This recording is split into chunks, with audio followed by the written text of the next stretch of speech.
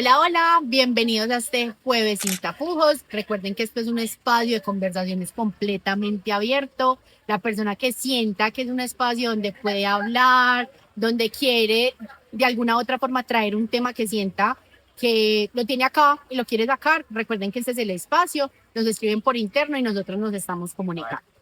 Hoy, como siempre, me puse a pensar la forma en cómo yo presento a las personas y siempre digo, tengo una mujer, pero hoy es la mujer, porque Ana Naranjo, digamos que la conozco desde hace mucho tiempo, el destino tuvo el regalo de presentármela hace muchísimo tiempo en diferentes ámbitos de la vida.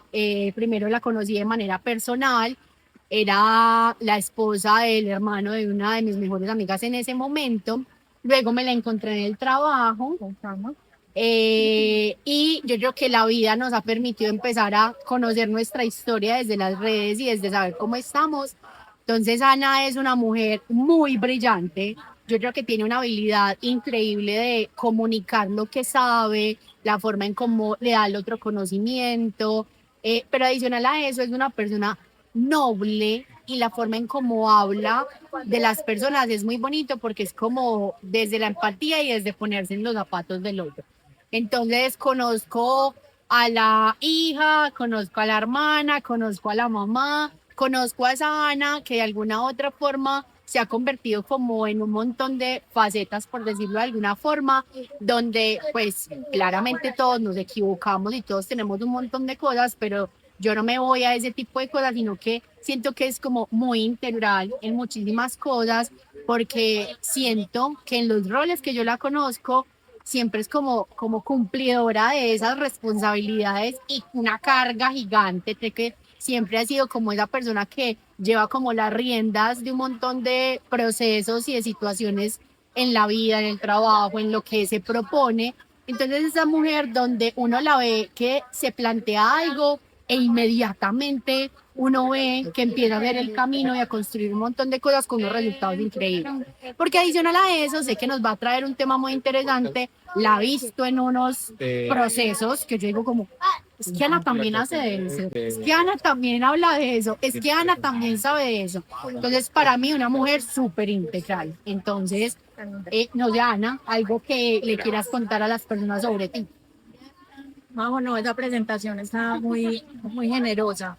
Bien, gracias. Pues de mí, yo creo que lo dijiste todo, pues mi centro es la familia, eh, pero creo que también siempre ha sido la empatía, lo que lo dijiste es como desde donde me he basado profesional y personalmente para todo. Yo creo que por eso me he acercado como a tantos temas. Pues me he puesto mucho en el lugar del educador, del ambiente, de la empresa, entonces eso me ha llevado a llevar mi conocimiento, estudié economía, a muchas, digamos, a muchas facetas y a muchos campos. Entonces creo que eso me define mucho. Súper. Ana, bueno, ¿y de qué vamos a hablar? Justamente vamos a hablar de la vocación profesional, como de cómo es esa migración de la vocación profesional, cómo es ese sentimiento de lo que uno quiere ser, porque me he hecho mucho esa pregunta. Inclusive hoy que estaba hablando de educación infantil, decía, ¿yo cuándo aprendí eso? Yo cuando aprendí porque era importante la educación, cuál que me llevó allá, pero también lo he pensado muchas veces porque en los últimos años he cambiado mucho de rol, pero siempre he sido la persona que piensa en el desarrollo del entorno. Ok. ¿Cierto? Entonces, como les dije, yo soy de economía, hice una maestría en economía aplicada después y he cambiado muchísimo el énfasis de lo que he trabajado. Ok. ¿Y por dónde quieres que empecemos?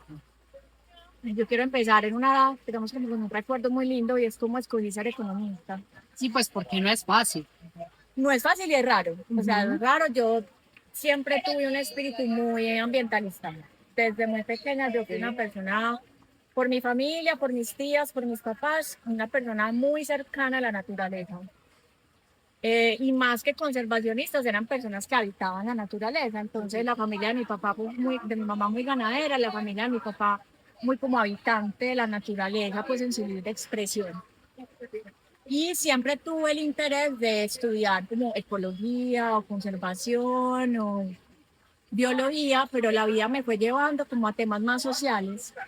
más de conocer esas realidades rurales y hacerme más preguntas económicas de cómo llevar a la transformación en esos medios rurales. Entonces yo siempre estuve como entre la justicia, el derecho y la economía. Como el desarrollo, El pues, o sea, desarrollo, pensando más, las dos ok. cosas, entonces en el desarrollo. Y cuando ya llegó el momento de estudiar, a mí me fue muy bien en el colegio siempre, pues en algunas cosas específicas no, como la educación física siempre me fue muy mal, pero en lo demás me iba muy bien. Yo hubiera querido también ser comunicadora, pero me iba tan bien que pues la recomendación era no estudiar una ciencia humana, estudiar algo con matemáticas y la economía pues es una ciencia social. Ajá. Entonces me decidí por estudiar economía porque yo pensaba que estudiando economía iba a trabajar más en la redistribución de la riqueza.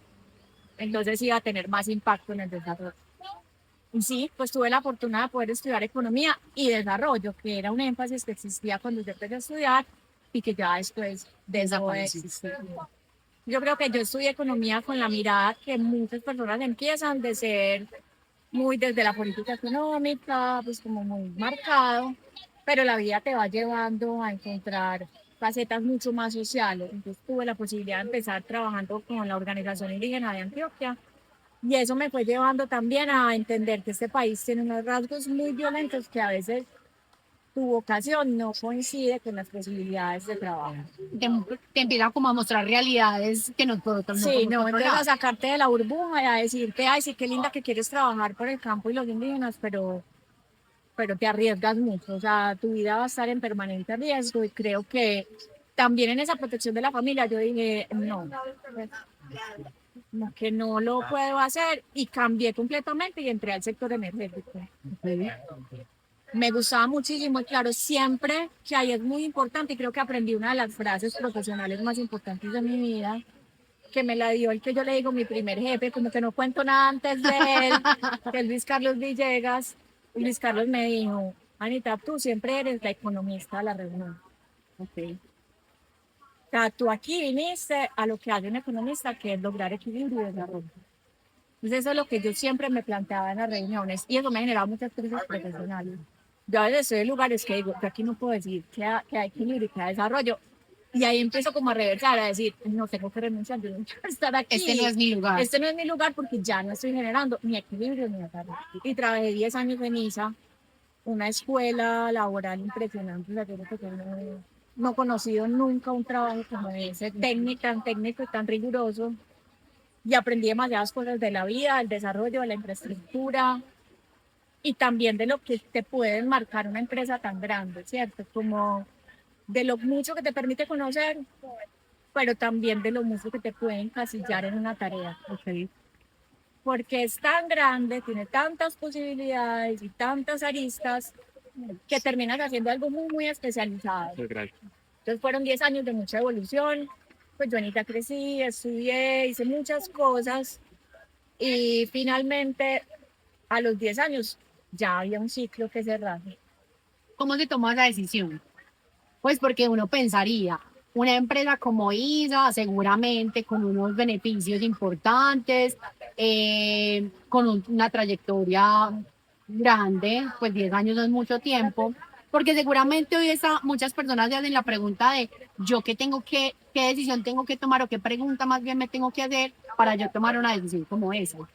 Yo creo que esa es una decisión que uno la toma y la toma la empresa también. O sea, yo llegué a un punto de cansancio y de agotamiento de encontrar que yo ya no estaba aportando lo que debía aportar, ni estaba encontrando un momento de desarrollo, que uno se da cuenta que la organización ya tampoco va con uno. O sea, yo creo que las personas que renuncian estando muy, muy bien en la organización deben tener una razón personal muy fuerte. O sea, la mía era ya un desencuentro con la organización y ese desencuentro con la organización también te plantea, pues, pucha, si este es el paraíso donde todo el mundo quiere estar y yo ya no quiero estar acá, Algo está pasando.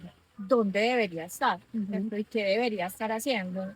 Entonces, a veces, yo creo que todas las personas que hemos salido por cualquier forma o porque la organización lo decida, yo creo que también ya lo decidí. Si la organización lo decida, ya interiormente uno decidió ya no estar ahí. Y creo que es lo más sabio en esos momentos. Yo creo que es muy difícil que cualquiera lo entienda. Para mí fue muy difícil. Yo tenía mucho apego a un proyecto nuevo, pero es decir, yo soy economista, o sea, no soy especialista de esta empresa, sino que lo que soy es lo que estudié. Y para lo que lo estudié, sobre todo para lo que lo estudié. Y en esa forma de encontrarme, yo dije, no, yo lo que quiero hacer es trabajar por el desarrollo y eso es en lo que voy a buscar. No como cercano o lejano al desarrollo ni haciendo como un link forzado, sino no, yo voy a buscar en eso, específicamente en eso. La tomaste la decisión y yo creo que esa es una de las cosas que nosotros debemos de tener muy claras, es que cuando uno vibra con algo y cuando uno tiene la claridad de dónde es muy bueno, busquen. He escuchado muchas personas que dicen, pues, pero es que en eso no hay casi nada, las opciones son muy cerradas o lo que sea. Entonces es como, yo también me estoy cerrando inicialmente a que no haya una oportunidad, no haya una posibilidad. Y yo creo que también es cómo nos volvemos fuertes con las mismas intenciones que nosotros generamos. Ahí te quiero decir una cosa y es cuando uno sale de una empresa tan grande, justamente con tantos beneficios, con tantas herramientas, con tanto prestigio, inclusive el ambiente dice que a uno no le sirve nada menos que Así. y eso no es cierto. O sea, yo creo que también hay que dejar el mito y decir, no, lo que yo quiero es aprender, lo que yo quiero es crecer. Y yo sí me fui a una a buscar dónde hacer lo que yo quería. Afortunadamente, yo no tenía una presión económica en ese momento. Eh, Pude irme, me fui a estudiar, me di un respiro, pero cuando llegué a buscar específicamente lo que yo quería. Yo dije, yo quiero trabajar en desarrollo social. ¿Quién lo hace en Medellín? Me fui a buscar lo que había en Ruta N, me fui a buscar con amigos que trabajaran en desarrollo social. Entonces, yo ya no quiero más, sí, la infraestructura de desarrollo, no, pero yo quiero hablar con la gente, yo quiero estar. Y ahí me conecté con algo súper maravilloso, mamá. O sea, yo desde ese momento supe, esto es lo mío. ¿Sí? O sea, estar al lado de las personas es lo mío. Y estar tantos años como dándome razones, que yo creo que eso nos pasa mucho en la vida, en las relaciones, en todo, como, ay, bueno, no es esto, pero está esto, ¿cierto? Como, ay, bueno, yo no hablo con la gente, ni trabajo con programas de desarrollo, pero me pagan muy bien y eso es muy estable y tengo sus beneficios. Los pajazos mentales que digo yo. Y finalmente, yo no cambio ninguna sensación de las que sentí en ese primer proyecto en la Comuna 4 por nada los beneficios que tenía. Me preguntan, ¿no extrañas nada? Yo, pues, de pronto, no sé, el conocimiento, la rigurosidad, porque afuera sí es muy distinto. Ya empecé a trabajar pues, con lo público y era muy distinto el rigor, pero esa conexión, eso se siente. O sea, finalmente hay cosas que uno no puede forzar, que no necesita darle explicaciones y que yo decía, pucha, me estoy ganando la tercera parte, pero soy absolutamente feliz. Cuando uno vibra con las cosas, definitivamente no nos podemos hacer como los ciegos. Uno dice, no, pero es que hay cosas más importantes, pero es que si yo no tengo esa chispita, no es lo mismo. Y ahí hay algo muy interesante y es como saber cuando uno también vibra con el caos, con armonizar el caos. Y yo llegué a proyectos súper caóticos. Y yo decía, qué emoción es. Ay, no, qué horror. Somos dos. Sí. Yo, de hecho, hoy hablaba con alguien y le decía, como que, ¿dónde está la chispita del chicharrón? De que hay que hacer las cosas, no en el afán, pero sí como esa vibra de todo tiene que ser contrarreloj, pilas, no estamos normalizando que eso sea así. Lo que pasa es que hay personas y deseos y vibraciones donde eso nos hace falta. Y yo deseé tanto eso. Yo estuve 3 años así, con proyectos súper intermitentes, que eran en la calle, que eran de resolver cosas súper inmediatas, temas de seguridad. Y ese contraste con ese montón de presupuesto que yo tenía antes, como, ay, tenés 100 millones de pesos para lanzar el juego de ética. Es un evento de un día, 4 horas, o sea, ni dándoles recordatorios de oro, me gastaba los 100 millones. Ahora hacer proyectos de 100 personas, pues, no sé, de 2.000 personas con 20 millones. Y se podía. O sea, no, ¿qué es eso? Y en ese proceso, digamos que ya teniendo como más experiencia en lo social, porque mi experiencia era sector eléctrico, sector eléctrico, sector eléctrico, tanto que me decían, no, asesora esta empresa eléctrica, yo decía, no, yo quiero otra vez con la comunidad. Llegó un proyecto que me transformó la vida completamente, que es el proyecto que yo tuve con el sector creativo y cultural, que fue cuando entré con Fama. Yo ya estaba tan acostumbrada al caos, que cuando me dijeron, no, mira, este es el proyecto, yo estaba asesorando a la alcaldía de Medellín en otro tema, super X, o sea, ahí si hubieras dicho, Ana, ¿sabes? Y sé, claro, como en ISA hay tantas certificaciones de calidad, de no sé qué, uno aprende de todo, de calidad, de la norma 27.000, de la 14.000, o sea, yo sabía todas esas normas. Cuando me dicen, bueno, es un proyecto para el sector creativo y cultural, emprendedores del sector creativo y cultural, y yo, bueno, yo del sector creativo y cultural, No sé no más. sé, siempre he sido muy honesta, me gusta mucho, estoy súper conectada con el arte, pero pues yo no sé. Mira, no, es que lo más importante es que sepas el proceso de desarrollo de emprendedores. Ya, dice, lo he hecho en todo este tiempo y sobre todo mi misión de qué es lo que necesita un emprendedor para conectarse con el mercado. Lejos del romanticismo, no. O sea, usted La hable como claridad. empresas, no. Cuando me dicen así, pero entonces para que hagas este proceso de selección y yo, como digo, me están llamando porque yo la que resuelvo problemas, no, es que es con fama y tenés que pasar un proceso de selección. Un proceso de selección hasta las alturas de la vida. Yo dije, no, pero eso es una muy interesante. Pues hagámoslo. También eso se me quitó, o sea, después de ir, yo ya no le veía tanto problema a las cosas. Yo decía como, no, eso va a salir, va saliendo, yo me presento, eso pasa.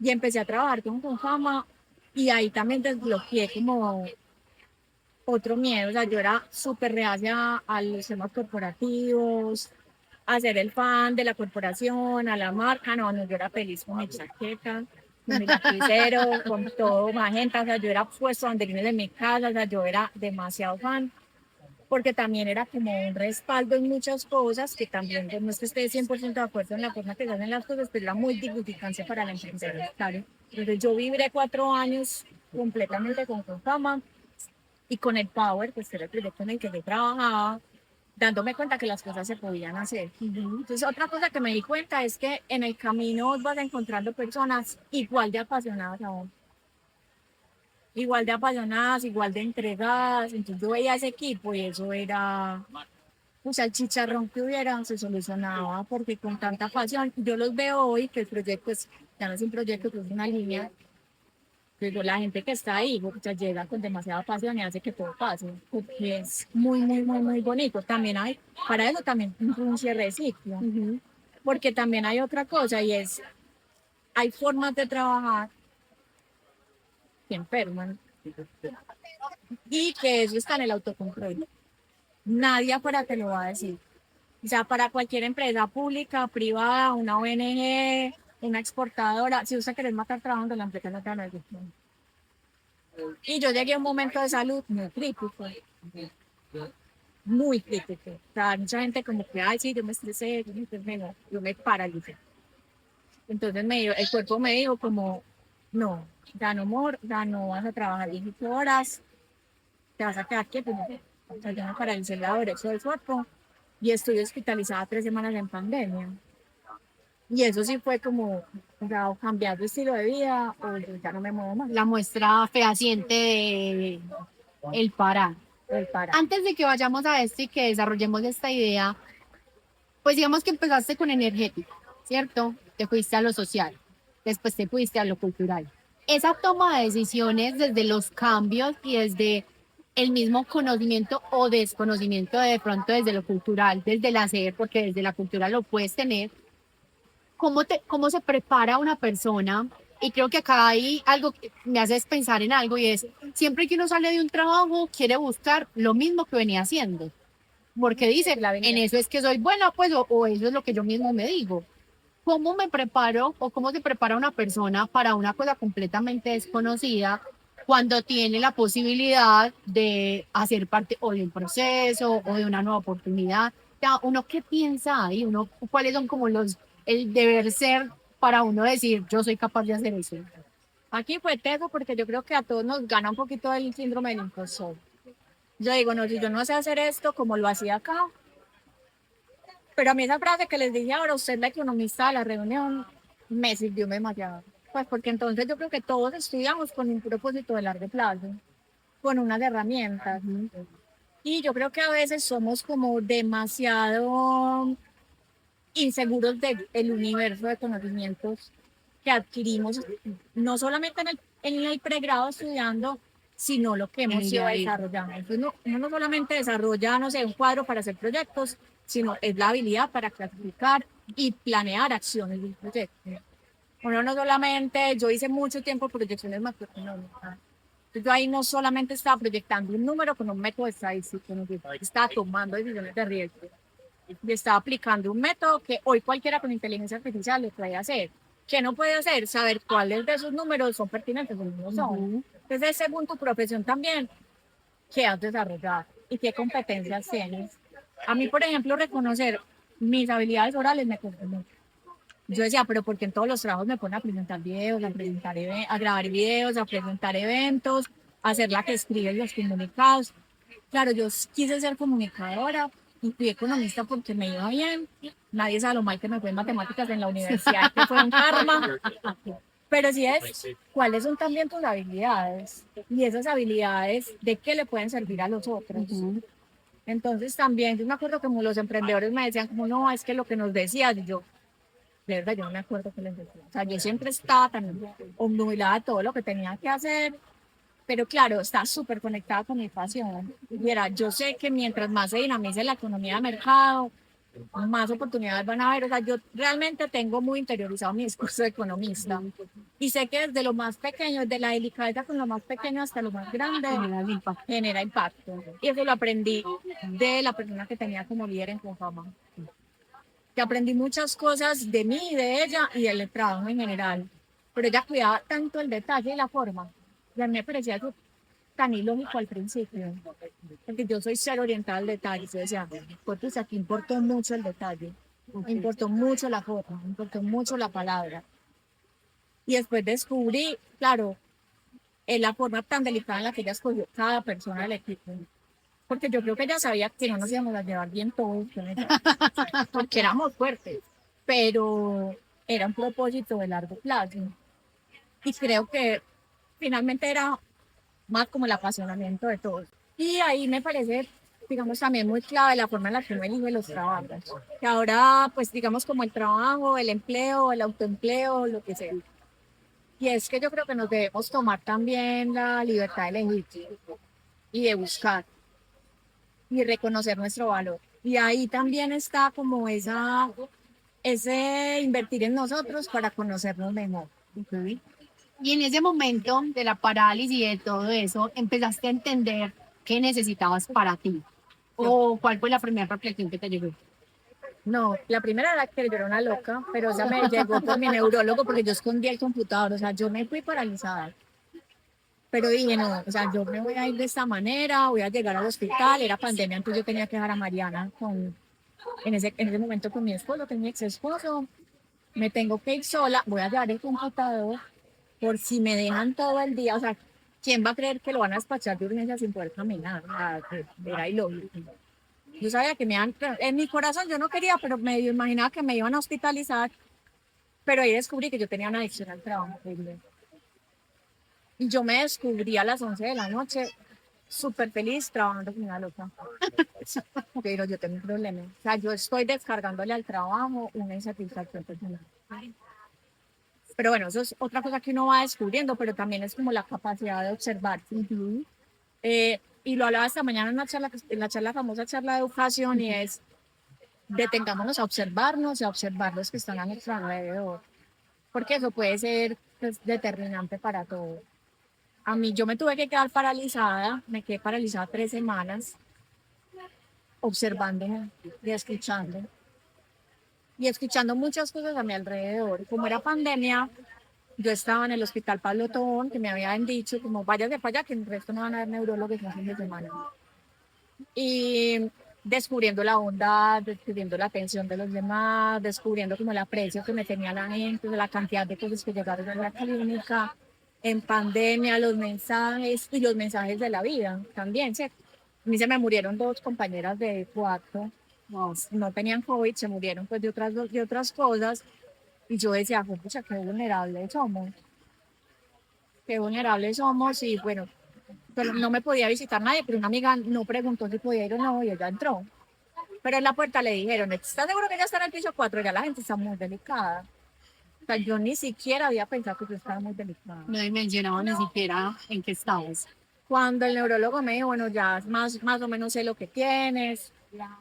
Yo por la pausa de él, yo dije, lo que tengo es grave. pero también hay la actitud, que no siempre nos coge a todos en el mejor momento, ni con la mejor compañía, ni en el mejor entorno, pero yo decidí no buscar nada malo, o sea, yo solo puse cómo se han lidiado las personas de esa manera. Y ahí en adelante yo dije, yo eso me voy a parar. Me voy a parar, y claro, yo tenía una razón muy poderosa, mi hija, ¿cierto? Pero también era como reconocer ese propósito, y ahí lo conecto otra vez como con esa vocación, ese propósito de vida que yo tenía desde que escogí estudiar economía. Porque desde muy pequeña yo sentía como el impulso de mejorar lo que estaba en mi entorno, lo que visualmente se podía mejorar. Y yo seguía teniendo ese impulso vital de hacerlo. Y ahora me va a tocar también con mi mamá. Qué loco, porque yo creo que también ahí es como la posibilidad de entender que cuando nosotros hablamos de conexiones, de propósitos laborales, no podemos desconectar el propósito personal. Pues yo creo que la persona que se pierde en el trabajo por completo, por trabajar, pierde completamente el rumbo de la vida, porque es que el trabajo no es lo único que uno hace. Entonces ahí es cuando tú dices, pues yo siento que estaba loca por el trabajo. Entonces claro, me imagino que cuando paraste y miraste para atrás, dice como, dice, ¿qué pasó acá? Sí, yo creo que ahí hay muchas reflexiones que hacer en torno al equilibrio. ¿Cierto? Y a ese equilibrio que da la sostenibilidad. O sea, yo creo que yo he hablado tanto de sostenibilidad porque se aplica a todo. Entonces yo no estaba siendo sostenible en mi propia vida. Entonces estaba tanto hacia afuera y nada hacia adentro. O sea, yo no hacía ejercicio, yo no comía bien, yo no dormía. Yo estaba pendiente de mi hija, pero estaba mal geniada, estaba en una relación que yo creo que ya no estábamos bien ninguno de los dos, que no nos dedicábamos tiempo. Entonces era insostenible, o sea, todo mi entorno era insostenible, hasta el laboral, porque es que si vos no tenés pausas, por más apasionado que esté, te vas a agotar. Entonces eso me llevó a un equilibrio, a una reflexión de decir, yo no puedo estar más en este trabajo porque no tengo límite. O sea, no sé cuándo parar. Okay. No sé cuándo parar, me gusta tanto, pero yo no sé cuándo parar. Y no empecé a buscar, me dijeron que había una convocatoria, otra convocatoria, yo ya no le tenía miedo a los procesos de selección, otro proceso de selección, pero fue muy, realmente fue como muy transparente. Aquí que les digo, yo me fui para una empresa muy buena, las mejores empresas yo creo que hay en Colombia para trabajar, pero uno debe ser muy honesto con uno mismo. O sea, yo sabía que no, era algo que a mí me gustaba hacer y que se me podía facilitar, pero yo ya sabía dentro de mí que yo no vibraba en esos ambientes. ¿Sí? Pero fue una elección de vida muy consciente de decir, yo sé que es una empresa tan buena y tan respetuosa con el trabajador, que yo sé que allá yo voy a aprender un poco a cuidarme a mí misma. Yo estuve un año más en Confama, en el Power, no quiero decir que Confama, yo era la que uno mismo de poner los límites. Y antes de que pasemos a eso, esa pausa me parece súper importante porque creo que nosotros hemos hablado mucho del trabajo, de las decisiones, del propósito. Hemos hablado mucho en varios episodios de los workaholics y todo eso. Y es, yo tengo una frase no, una reflexión cuando yo renuncié. Y es que a mí la empresa, y tú lo dijiste ahorita, no me pedía que trabajara más. Somos nosotros los que no somos capaces de poner el límite. Y no está mal en el sentido de que nosotros seguramente hicimos alertas de venga, estoy cargado, venga, soltemos esto, venga. Pero se le pudieron haber quitado de todo, pero aún así seguía igual. ¿Por qué? Porque finalmente es esa intención del trabajo, de hacerlo bien, de no sé qué, que hace que uno de más y de más y de más y no conozca el límite de las cosas. Entonces, importante eso que acabaste de decir, importante que cada uno de ustedes haga la reflexión de cuál es el límite que yo le pongo, no solo al trabajo, sino a todo lo que hago. ¿Por qué? Porque también nos encontramos las personas que no tienen límite, no sé, en la vida social, que trabajan, estudian, hacen de todo, que pues ya yo creo que también uno le tiene que dar descanso al cuerpo, a las cosas. No sé, qué límites tengo con la familia. Hay unos que ni siquiera tienen límites, que la familia está metida en absolutamente todo, u otros que tengo tantos límites que la familia no conoce absolutamente nada. Entonces, los límites son para todo en la vida. Y ahí, Majo, yo también llevaría como al límite y al equilibrio, ¿cierto? Porque yo creo que es un acto muy consciente tener una vida en equilibrio. Y esa vida en equilibrio te va a permitir tener como una mirada mucho más concreta de dónde estás parado y hacia dónde vas. Y este trabajo con el que seguí, que fue un trabajo pues enfocado netamente en sostenibilidad, en las técnicas de sostenibilidad, pues me permiten trabajar con mucha libertad en eso. También me dieron la experiencia nuevamente de exponerme mucho.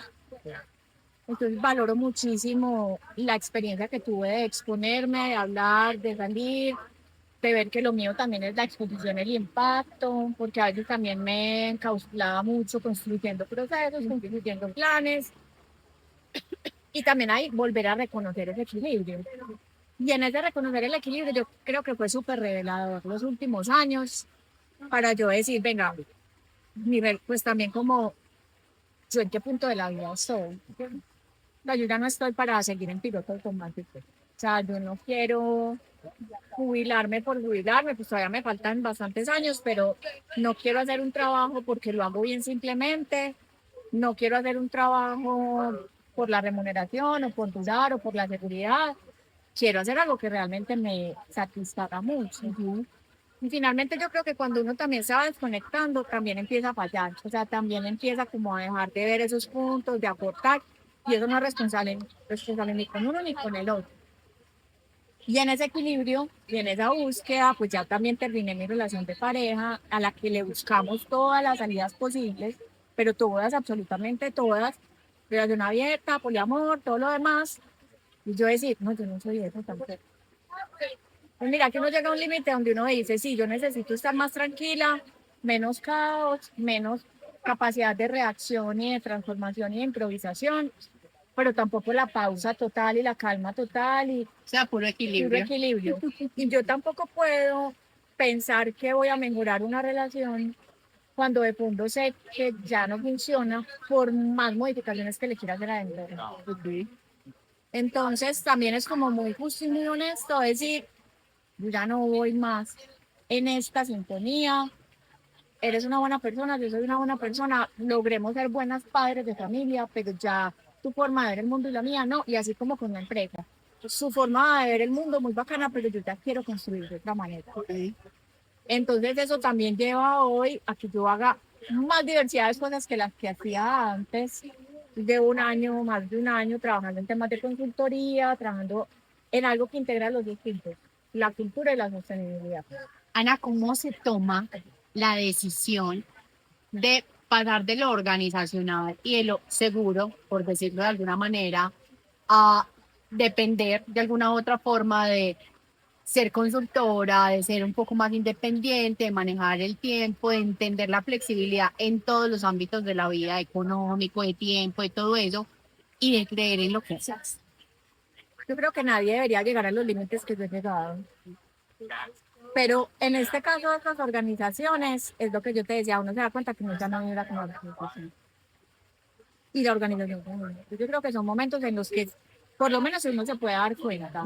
Si hay personas que sí lo tienen como más claro y buscan la oportunidad y lo construyen.